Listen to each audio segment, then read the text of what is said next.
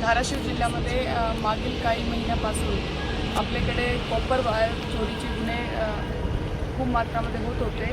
त्यामध्ये जे पवनचक्कीमध्ये वापरला जाणारा कॉपर किंवा जे आपले शेतीतील मोटर आहे त्याच्यामध्ये आणि ट्रान्सफॉर्मरमध्ये वापरला जाणारा कॉपर याचे गुन्हे आमच्याकडे दाखल होते। त्यामध्ये आमचे आरोपी शोध चालू होता।